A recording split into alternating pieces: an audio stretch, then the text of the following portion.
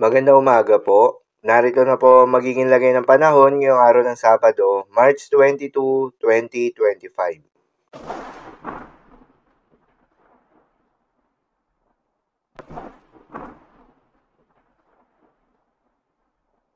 Sa kasalukuyan at ayon sa pag-asa, patuloy na umiiral itong northeast monsoon o hanging amihan na nakakaapekto ngayon at asahan na magdadala ng malamig na panahon, bahagya hanggang sa maulap na kalangitan na may kalat-kalat na mahihina hanggang sa katamtaman ng mga pagulan sa buong bahagi ng Luzon. Habang yung shear line o yung salubungan na malamig na northeast monsoon at mainit na easterlies ang magdadala naman ng maulap na kalangitan na may kalat-kalat na mga pagulan at isolated thunderstorms sa may Visayas area.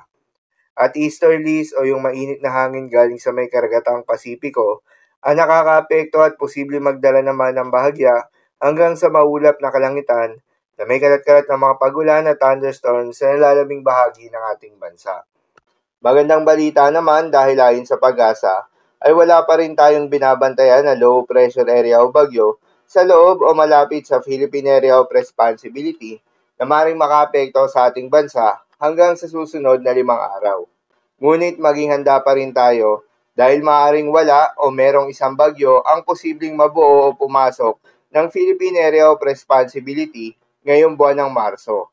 Para naman sa magiging lagay ng panahon ngayong araw ng Sabado, dahil nga sa epekto nitong shear line, asahan sa may Visayas, Albay, Sorsogon, Catanduanes, Masbate at Dinagat Islands ang maulap na kalangitan na may kalat-kalat na mga pagulan at isolated thunderstorms. Posible ang mga pagbaha o pagguho ng lupa dahil sa katamtaman hanggang sa kung minsan ay malakas na pagulan. Habang sa Davao Region, Soxargen, Barm, Zamboanga Peninsula at Palawan ay asahan naman yung maulap na kalangitan na may kalat-kalat na mga pagulan at thunderstorms na dulot ng easterlies. Posible rin ang mga pagbaha o pagguho ng lupa dahil sa katamtaman hanggang sa kung minsan ay malakas na pagulan.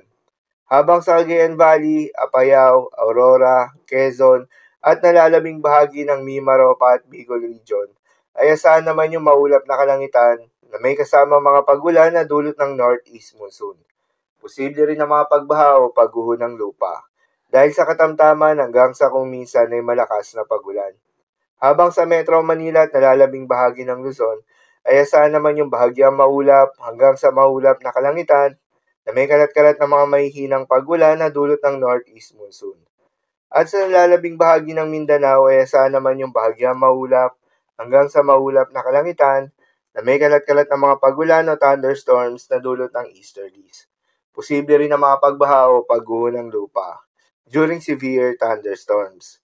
At dahil pa rin nga sa epekto nitong shear line, posible ngayong araw ang moderate to heavy rain sa may Eastern Samar, Southern Leyte, Dinagat Islands, Surigao del Norte at Misamis Occidental. Sa mga apektadong lugar, ingat sa mga posibleng banta ng pagbaha at pagguho ng lupa, lalong-lalo na sa mga lugar na inuulan na noong mga nakaraang araw pa.